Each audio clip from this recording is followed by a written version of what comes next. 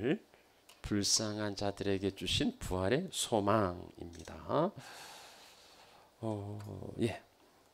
여러분 그 이생망이라는 말을 들어보셨습니까?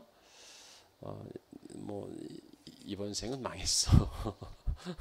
그걸 줄여서 이생망이라고 한답니다. 건국 이래 부모보다 못 살 수 있는 첫 세대가 이제 요즘 청년 세대라고 그래요. 이 젊은 세대가 그 집단적으로 느끼는 좌절감 아니면 무기력 뭐 이런 걸 한마디로 이제 이생망이라고 이번 생 망했다고 그렇게 표현한다고 합니다. 이들 일찍이 뭐 3포 세대니 뭐 4포 세대니 뭐 M포 세대니 하면서 포기를 이제 강요받다가 더 이상 포기할 게 없어요. 그래서 바닥을 쳤다고 생각할 때에 이제 망했어라고 이제 자포자기하는 겁니다. 이번 생이 망했으니까 이제 다음 생을 기대하면서 무슨 뭐 윤회를 믿고 이제 그런 소망을 가지고 하는 이야기는 아니고요. 더 이상 나아질 것이 없다는 그런 어떤 그 좌절 가운데 있을 때에 그걸 뭐 받아들일 수밖에 없는 그런 냉소적인 뭐 탄식 뭐 이렇게 이제 생각해 볼 수 있겠습니다. 어떻습니까? 여러분들은 너무 이번 생 망했어 라고 탄식해 보신 적이 있으세요?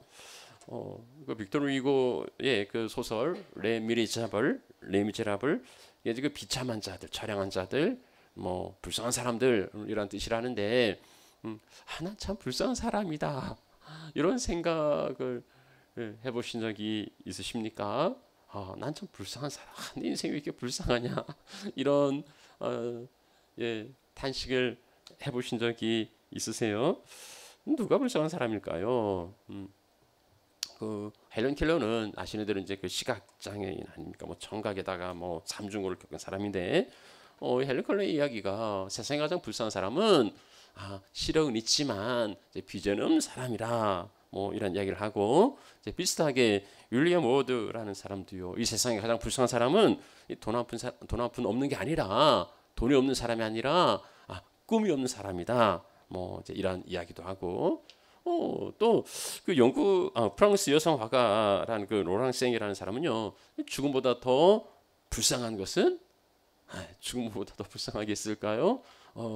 이 화가는요 잊혀지는 거라고 뭐 잊혀진 여인이다 그런 얘기를 했다는데요. 각기 뭐 이런 저런 그 불쌍한 사람들도 있지만 우리가 느끼는 그 불쌍함이나 처량함은 아니면 비참함은 이런 그런 뭐 추상적인 것보다는 어떤 그 현실적인 결핍 뭐가 없어서 이를테면 뭐 몸이 아픈데 병원을 갈 형편이 못 된다든가 아니면 주머니에 돈이 떨어져 가지고 어디 갈 데가 없다든지 아니면 집에 있는데 양식이 떨어져 먹을 게 없다든가 이런 참 비참하게 생각될 거예요. 뭐 그런 극단적인 상황 설정이 아니더라도 내가 뭐 좀 사고 싶은 게 있는데 내가 사고 싶은 명품이 있는데 이게 살만한 형편이 못 되면 참 내가 참 이렇게 불쌍하냐 이런 생각이 될지도 모르겠습니다. 너무 불쌍하고 아니면 행복하고 하는 것들은 어떻게 보면 좀 성향일 수도 있겠고요. 좀 이게 냉소적이고 비관적인 사람들은 모든 일을 그렇게 바라보거나 아니면 좀 진취적이고 좀 희망적인 사람들은 뭐 그까짓 거 하고 할 수도 있겠습니다만은 그러나 그가 어떤 성향을 가졌든지 간에 이 인생 자체를 바라보면 그냥 뭐가 다 말할 수 있겠는가 싶은 거지요. 이런 이제 그 불쌍함은 내 신세 한탄은요, 이제 또 타인을 향한 부러움으로 나타나기도 합니다. 나는 이런데 쟤는 이제 그렇게 시기와 질투가 생기기도 하죠. 금수저를 물고 태어나서 자기 하고 싶은 대로 다 하고 살아가는 사람들을 보면은 참 부럽습니다. 그래서 우리 부모님이 나한테 그렇게 공부를 열심히 하라고 그러셨구나. 이게 이제 그 자식들이 부모에게 하는 훈계가 다 자기가 못한 것 때문에 그런 거 아닙니까? 내가 세상 살아봤는데 내가 이렇게 세상을 살아보니까 야 내가 젊었을 때 그렇게 안 했더니 지금 이렇게 고생하더라. 그러니까 너는 젊었을 때에 좀 더 열심히 살으라고 좀 기회 있을 때 더 열심히 공부하라고 뭐 그렇게 이제 다그치는데 그래봤자 철은 늦게 들지요. 지나고 나야 이제 소중함을 알게 됩니다. 근데 뭐 지나고 났는데 기회가 있습니까? 사람들이 이제 쓸데없는 가정을 하기도 합니다. 만약에 과거로 돌아간다면 어느 시절로 언제로 돌아가시겠습니까? 현재가 만족스러운데 과거로 돌아갈 리가 없지요. 현재가 불만족스러우니까 자 과거로 어느 때에 돌아가고 싶은가 하고 물어요. 많은 사람들은 혈기왕성한 청년의 때로 돌아가고 싶어한다. 뭐 주로 그렇게 이야기들을 하는데 그 청년의 때를 살아가고 있는 사람들도 우리 청년들이 야 지금이 내 인생 최고야. 뭐 이렇게 생각하십니까? 이번 생 망했어 라고 탄식하고 살아가고 있어요. 그래서 청년들은 좀 더 어릴 적으로 아무 염려 없는 유아기적으로 우리 유나나 우리 미니 같이 저 천진난만한 시절로 돌아가고 싶다 이런 생각을 할 수도 있고 아니면 아예 그냥 부모를 바꿔서 새롭게 태어나고 싶은 이런 이제 사람도 있을지 모르겠습니다. 그러면은 부모를 바꿔서 재벌직 자식으로 재벌 2세로 태어나면 그 사람 행복할까요? 행복하겠습니까? 뭐 우리 중에 재벌 2세가 없어서 누구도 대답해 줄 수 있는 사람이 없지만 근데 이게 보면 뭐 그 사람들도 어떤 데 있어서는 뭐 풍요롭게 살고 여유롭게 살지만 그러나 그 인생 자체가 행복하다고 그리 말할 수는 없을 것 같아요. 모든 것을 다 가져본 사람 누가 있습니까? 솔로몬이에요. 솔로몬 정말 자기가 원하는 걸 다 가진 사람입니다. 그 솔로몬이 그 가져보고서 누려보고서 하는 이야기가 전도서 이야기인데요. 그 풍요를 가지고 만족한 사람이 없다는 겁니다. 자기도 모든 걸 다 가져봤는데 만족이 안 되더라는 거예요. 그냥 재산이 많아지면 이게 파이가 커지면 거기 먹는 사람들도 더 많아질 뿐이라고. 그러니까 더 큰 거 그 보는 즐거움 말고는 별거 없다고 이제 이야기를 합니다. 이게 보는 즐거움이 있는데 또 괴로움도 있어요. 부자는 뭐 노동자는 뭐 적게 벌고 적게 먹고 이렇게 단잠 자는데 부자는 그 부유함 때문에 자지 못하고 이제 뒤척인다는 겁니다. 부자는 또 부자 나름대로 고충이 있어요. 물론 뭐 그래도 잠 못 자고 뒤척여도 좀 부자 되면 좋겠다. 이게 이제 우리 속마음이겠지만, 근데 그런 마음을 가져도 뭐 그게 되겠습니까? 이게 이제 불가능하지요. 불가능하면 어떻게 해야 됩니까? 이 공자가 그런 사람들 위해서 이제 귀한 가르침을 주셨습니다. 이제 안빈낙도라는 걸 가르쳤는데요. 그런 거예요. 나물 먹고 물 마시고 팔을 베고 누웠어도 즐거움이 그 안에 있다는 겁니다. 그러니까 뭐 진수성찬 아니고 뭐 그냥 소박하게 뭐 나물에 그냥 밥 한 그릇 뭐 찬물에 말아 먹어도 그리고 뭐 팔을 베고 누웠으니 세상 다 가진 것처럼 그 안에 즐거움이 있으니 그걸 찾아보라는 겁니다. 우리 이제 선비 정신 이거였죠. 뭐 굳이 뭘 많이 안 가져도 가진 것으로 만족하게 살아가는 거. 어차피 뭐 인생의 행복이라는 게 지극히 주관적인 느낌이 아닙니까? 그래서 뭐 어떤 형편이든지 난 불행해. 아니 뭐 세상 모든 걸 다 가졌어도 난 불행해.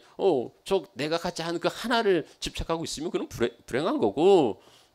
세상에 가진 거 없고 하나만 가졌어도 내가 가진 거 하나를 귀하게 여기고 난 행복해. 이러면 행복한 거 아니겠습니까? 그러니 난 행복해. 뭐 행복해. 이렇게 이제 생각하는 거. 그러니까 먹음직한 포도를 내가 가질 수가 없으면 저건 틀림없이 신 거야. 그래서 저딴 거 필요 없어. 이렇게 이제 자기 합리화를 하며 살라는 거죠. 그래서 그렇게 자기 세뇌를 하고 난 행복한 사람이야 뭐 이렇게 이제 살아갈 수가 있는데 이게 가끔 이제 그 현실 자각 타임이 오지 않습니까? 그러면 내가 뭐 하는 건가 하는 그 비참한 생각을 또 이제 떨쳐버릴 수가 없는 거지요. 그러니 인생이 행복하냐 불행하냐 이 생각 자체가 그닥 그렇게 유익한 것 같지는 않아요. 그러니 인생 너무 복잡하게 생각하지 말고 뭐 인생 뭐 있나 그냥 그렇게 살다가 그렇게 사라지는 거지. 어차피 인생은 다 그런 거라고 누구나 다 그런 거라고 쿨하게 인정하고 그냥 오늘 하루를 즐겁게 살아가는 거. 까르페 디엠 오늘 하루를 즐겁게 살아가는 거 이게 제 지혜라 이렇게 가르치기도 합니다. 하여튼 뭐 하루를 그냥 즐겁게 살아가는 게 뭐 지혜일 수도 있겠고 없는 만족을 착각하면서 난 행복해 뭐 이렇게 살아갈 수도 있겠고 아니면 실제로 뭐 대박난 사람들도 있고 잘 나가는 사람들도 있을 겁니다. 그런데 아무튼요 어떠한 인생의 모습이든지 간에 그 인생이 행복하다고 말할 수 있겠느냐 하는 거예요. 그 인생이 행복한 인생일까? 세상 모든 권세와 세상 모든 부여와 세상의 모든 것을 다 가진 사람이 행복하다고 말할 수 있을까 싶은 거죠. 톨스토이가 그 자묘록의 그 인생을 그 비유한 우화가 있어요. 어떤 나그네가 이제 그 사자에게 불교에서는 그 코끼리가 나와요. 뭐 사자에게 쫓겨서 이제 물이 없는 그 우물가로 이제 들어가려고 하는데 거기 보니까 그 밑에 독사들이 우글거리고 있는 거예요. 그러니 여기는 사자 있고 밑에는 독사가 있으니 이게 진퇴양난 아닙니까? 그래서 이제 나갈 수도 없고 떨어질 수도 없고 그냥 그 나뭇가지 하나 붙들고서 이제 매달려 있는 거예요. 근데 오늘 여기 보니까 흰 쥐와 검은 쥐가 나타나가지고 이 가지를 갉아먹기 시작하는 겁니다. 그러니 이제 뭐 독사굴에 떨어지는 것은 이제 시간 문제인 거예요. 이건 참 절박한 시간이죠. 근데 이 매달려 있다 이게 이제 쥐를 보니까 꿀이 있는 거예요.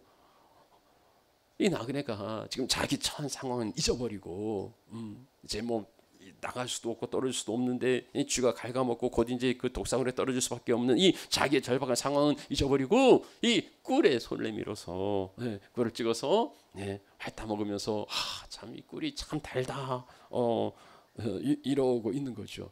돌스토이는 인생을 그렇게 그려주고 있어요. 이제 곧 이제 흰지 검은지 뭐 낮과 밤이라고 그러죠. 시간이 지나고 그래서 가지를 갉아서 마침내 끝나면 끊어지면은 이제 떨어져요. 그리고 독사의 밥이 될 겁니다. 그런데 잠시 꿀이 그 고통을 잊게 하고 그리고 거기 취하고 거기 만족을 줄 수 있을지는 모르지만 그렇다고 그렇게 매달려 있는 그 인생이 행복하다고 말할 수 있겠는가? 그 인생이 정말 행복하다고 말할 수 있을까?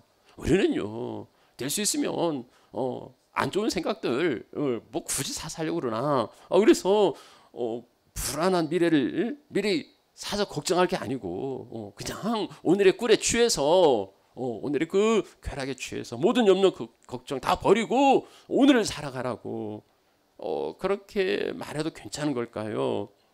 괜찮은 걸까요?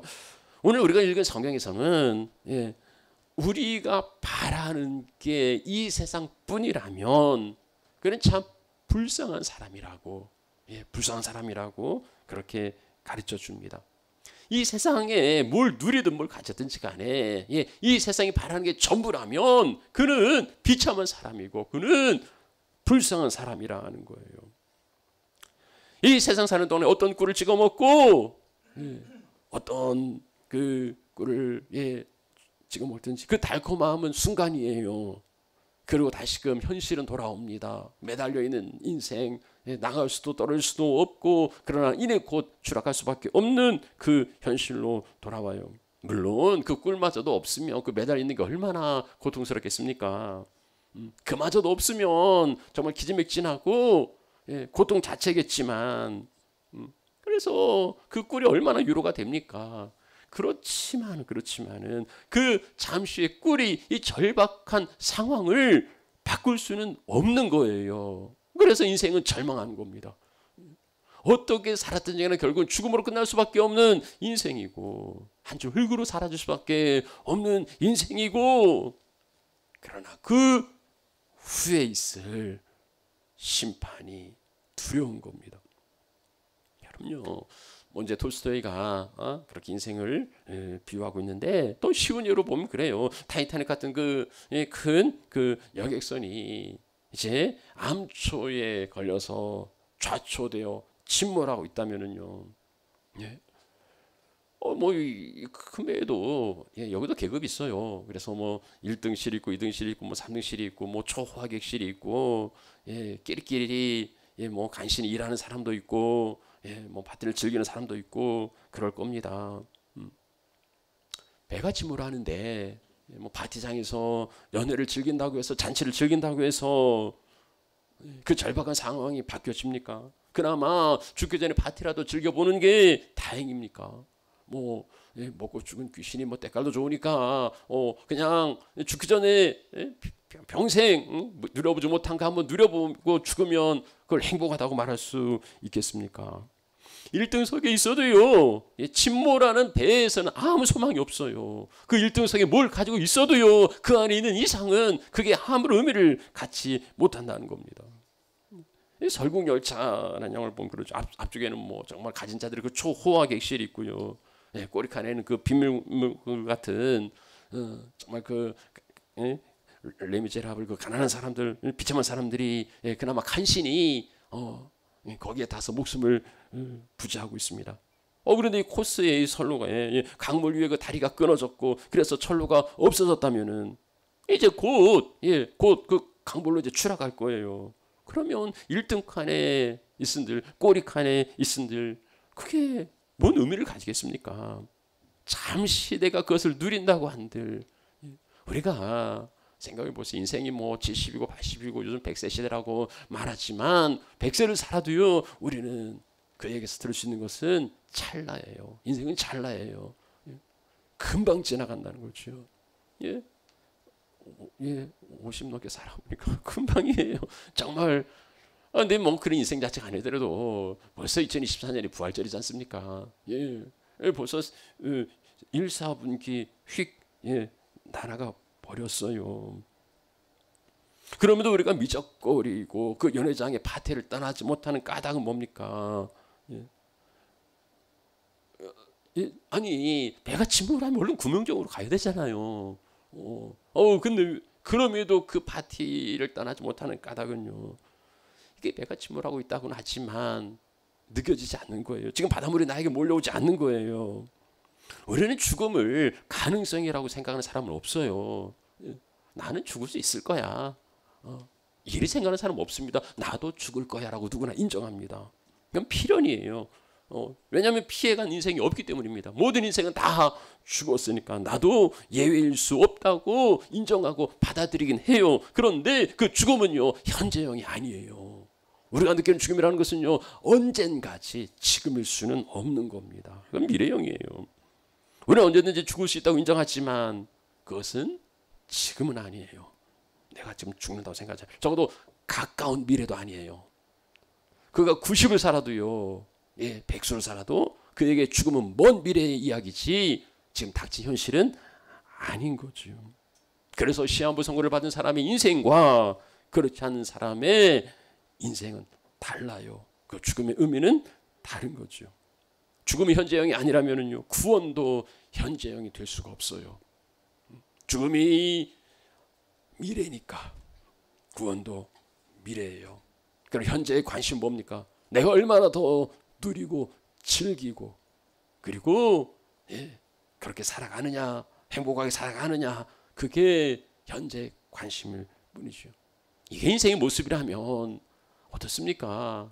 참 너무나 단순하고 너무 어리석은 거 아닙니까? 신앙도 마찬가지예요. 우리가 믿음을 가지는 까닭은 뭡니까? 이 죽음과 구원이 미래형이라면 이 신앙도요 오늘을 행복하게 살아가게 하는 그러한 도구일 뿐입니다.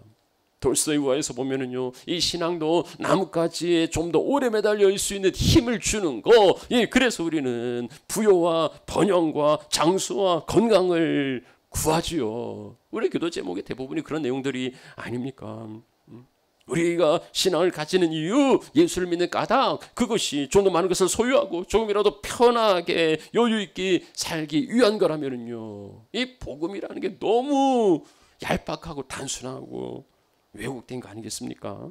아니 거기서 조금 더 오래 매달려 있은들, 아니 거기서 꿀을 좀 더 많이 찍어 먹은들, 아니 좀 더 편하게 매달려 있은들 결국은 추락인데 그게 뭔 의미가 있느냐는 거예요.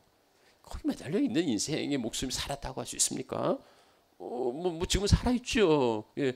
죽을 사람, 그러면 결국은 죽은 목숨과 다르지 않아요. 죽은 목숨이에요. 살았지만 죽은 목숨인 거죠. 그 상황 안에 있는 거, 그리스도 안에 있으면서도 바라는 것이 단지 이 세상뿐이라면, 이 세상뿐이라면 어떻게 하면 세상에서 좀 더 가질 수 있을지, 어떻게 하면 좀 더 편하게 누릴 수 있을지를 구하는 거라면은요, 그가 예수를 믿었다 해도 그는 불쌍한 자가 되고 말 겁니다. 어떤 인생의 현 주소가 그렇게 레미제라블, 불쌍한 자요, 비참한 자라는 거예요. 우리가 그럴듯한 옷을 입고 그럴듯한 교양을 가지고 그럴듯한 소유를 가지고 그렇다는 죄를 가지고서 괜찮은 사람이라고 이야기하지만은요, 아니에요. 그렇지 않아요. 인생의 본질은 비참한 자들입니다.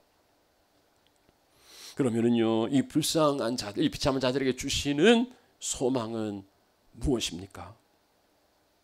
우리 20절 말씀에 이렇게 비참하고 불쌍한 사람들에게 주시는 소망이 나와 있습니다.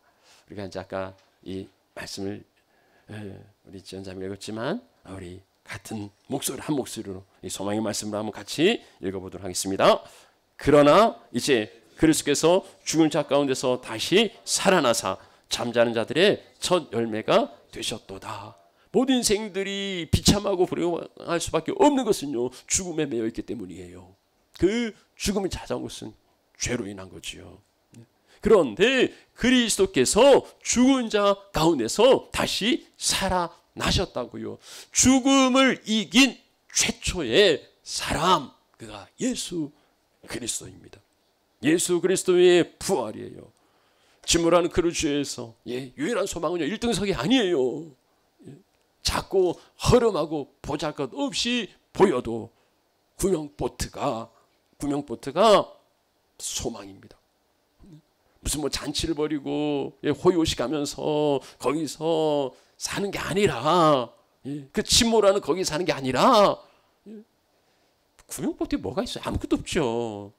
아무것이 없어도 옮겨 타는 거, 그것이 구원이고 생명이에요.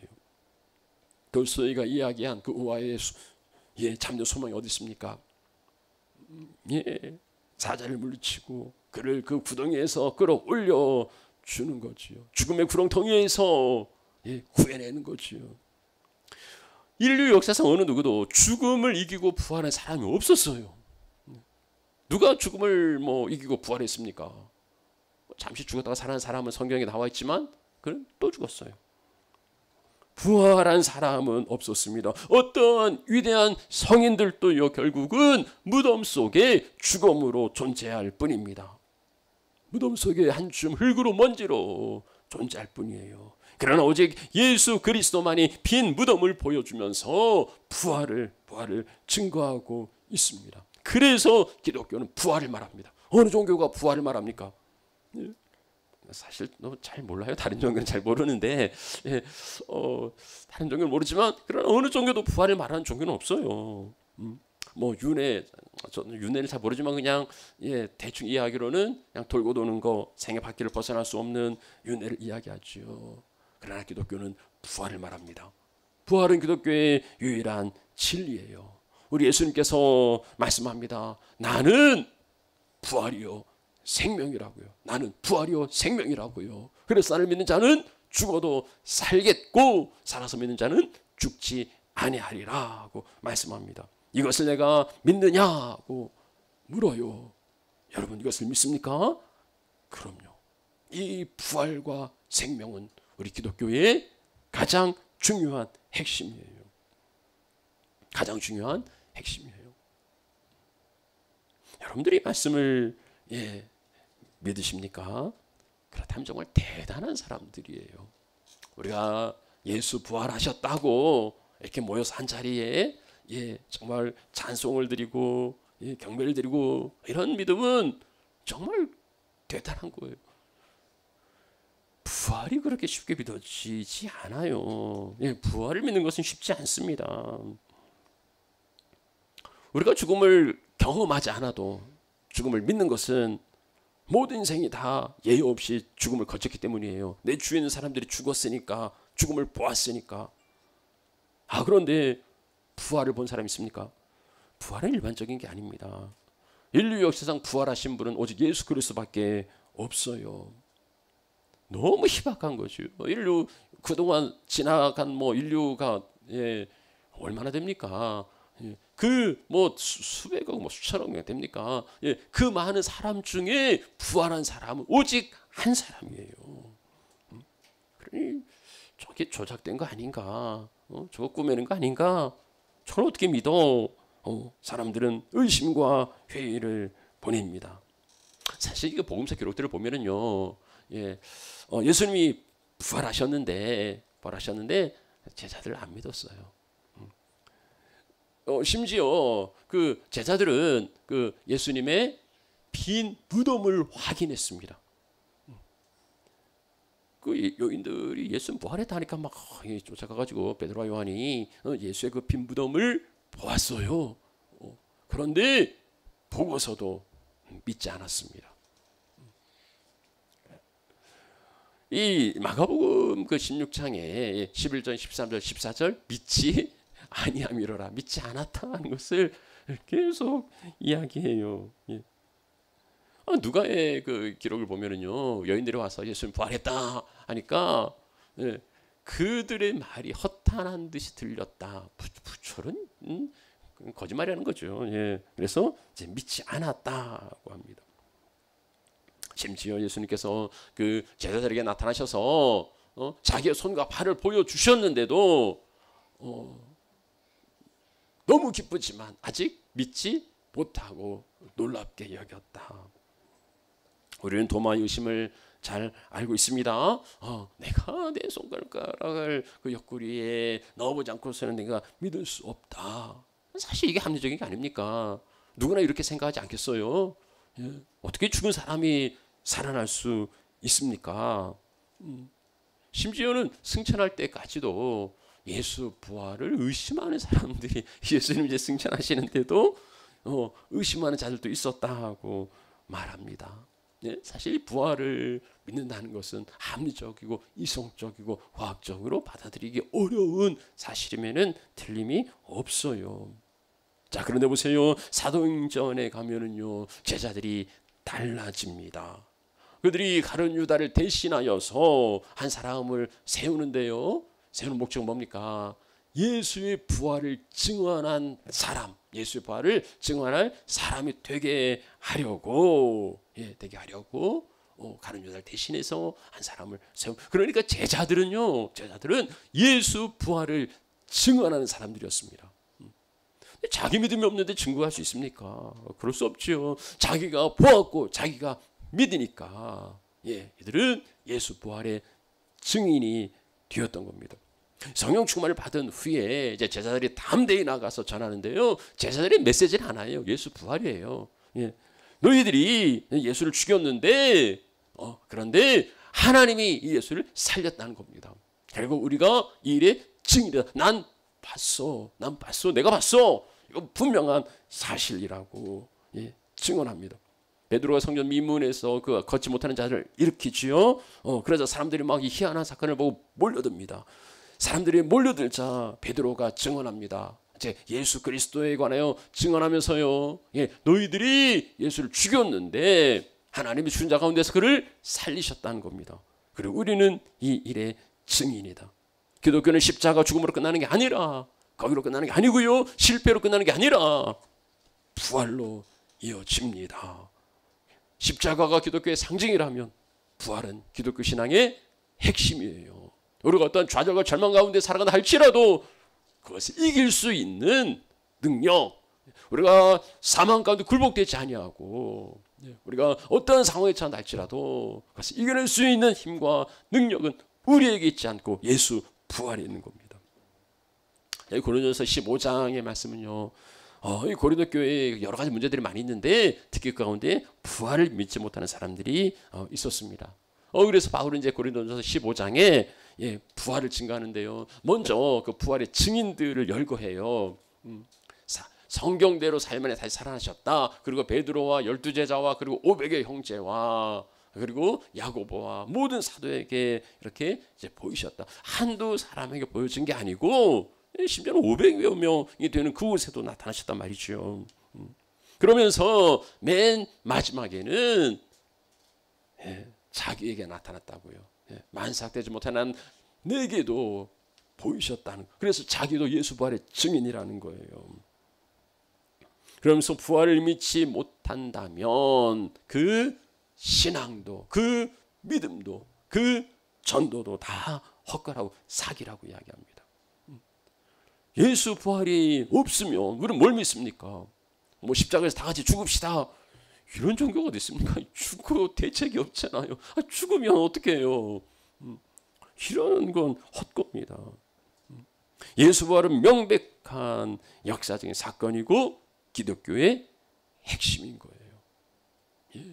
많은 증언들이 있었고 많은 증거가 있었습니다. 예수 부활은 기독교의 가장 중요한 핵심인 거예요. 자, 그러면은요 이제 말씀을 마무리하면서 예수 부활과 우리는 무슨 관계가 있느냐는 거예요. 아니 그래 예수님 부활했다. 고린도 교회 성도들도 그거거든요. 그래 뭐 그런 사람도 있으니까 예수 부활을 믿겠는데 그럼 예수님이 부활했다는 것과 나와 이게 무슨 관계가 있는가 하는 겁니다. 그래서 바울이 이야기하죠. 그리스도께서 죽은 자 가운데서 다시 살아나셨고 이 그리스도의 부활은 잠자는 자들의 첫 열매라는 거예요. 잠자는 자들의 첫 열매라. 이게 첫 열매는 이제 다음 열매를 예고하는 그 약속된 표현인데요. 곧 다음 열매, 그러니까 그리스도에게 속한 자들의 부활을 예고하고 약속하는 거예요. 이제 그 뿌리채소 같은 거 보면 이제 고구마나 뭐 감자 같은 거 보면 이렇게 이제 하나를 찾아내면 거기에 줄줄이 이렇게 매달려 있는 다른 열매들이 있지 않습니까? 첫 열매로 끝나는 게 아니고 거기서 끝나는 게 아니고 그 다음에는 더 풍성한 소출을 예고하는 겁니다. 그리스도에게 붙어 있는 자는 그리스도의 그 부활의 영광에 함께 동참할 거라는 거예요. 그래서 예수의 부활은 나의 부활인 거예요. 그리스도 안에서 모든 사람의 삶을 얻을 건데요. 첫째는 그리스도요. 그 다음에는 그가 강림하실 때 그리스도에게 속한 자들, 살아있는 자들은 살아서 그러나 죽은 자들은 부활하여서 그리스도를 만날 겁니다. 그래서 우리는요 늘 예배 때마다 고백하지 않습니까? 죄를 용서받는 것과 속죄와 그 다음에 몸의 부활과 영생을 믿습니다. 속죄와 부활과 영생을 우리는 믿습니다. 이 부활은요 이 세상에서 가장 비참한 삶을 살아갈 수밖에 없는 인생들에게 주시는 참된 소망이고요. 그리고 능력입니다. 부활이 없으면 여러분 이렇게 있을 필요가 없어요. 이 아까운 시간들, 부활이 없고 이 세상이 끝이면 뭐 이러고 계십니까? 언제 죽을지도 모르는데 부지런히 먹고 즐기고 놀고 그러셔야죠. 부활이 없으면 그게 맞아요. 부활이 없으면 기복주의가 맞고 부활이 없으면 쾌락주의가 맞아요. 그래서 그렇게 살아가는 사람들은요 이렇게 앉아있는 여러분들을 참 불쌍하다고 이 좋은 봄날에 이 좋은 시절에 뭘 그렇게 시간을 죽이고 있냐고 참 불쌍한 사람들이라고 그리 여길지 모르겠습니다. 그러나 부활이 있다면 상황 역전입니다. 부활이 있으면은요 누가 불쌍한 자입니까? 영광스러운 하나님의 나라가 있다면 이 세상이 전부인 양 그렇게 살았던 사람들은요 참으로 불쌍한 자가 되고 말 겁니다. 오늘 역사적인 예수의 부활은요 죽은 것 같았던, 아니 죽음 가운데 그 죽음의 영향하에 비참한 삶을 살아가고 있는 우리를 다시 살리시고 그리고 영광스럽게 변화시켜 주실 줄 믿습니다. 예수 부활은요 죽음이 지배하는 이 무덤 같은 이 세상에서 탄식하고 절망하며 좌절하는 사람들에게 참된 소망이고 그리고 그 죽음을 이기는 능력입니다. 어떤 상황에 사랑한다 할지라도, 어떤 형편에 처해 있다 할지라도 결코 좌절할 수 없는 가닥은요 내가 뚝심이 있고 내가 대단해서가 아니라 예수의 부활의 생명이 내 안에 있기 때문입니다. 다시 살아나는 것을 믿는다면요 세상에 가장 무서운 사람은요 죽음이 두렵지 않은 사람이에요. 죽음이 두렵지 않은 사람은 당할 사람이 없어요. 다시 살아나는 것을 믿는다면 두려울 게 뭐가 있겠습니까? 바울은요 죄로 인하여서 죽음의 인생을 결박했습니다. 그래서 그 죄의 영향 가운데 살아갑니다. 그러나 예수 부활로 사망은 더 이상 힘을 잃어버렸습니다. 사망아 너의 승리가 어디 있느냐? 너의 쏘는 게 어디 있느냐? 죄를 가지고서 결박하고 인생을 쏘려고 하지만은 그러나 사망을 이기시고 부활하신 예수 그리스도는요 우리에게 승리를 주십니다. 부활의 예수 그리스도로 말미암아 우리에게 승리를 주시는 하나님께 감사하기에 이제는 그 부활의 믿음 안에 흔들리지 않고 주님 다시 오시는 날 영광스럽게 부활할 것을 사모하면서 주의 일에 힘쓰는 자들, 부활의 능력으로 살아가는 하나님의 자녀들이 되시기를 축원합니다. 축복합니다. 우리 함께 찬양하죠.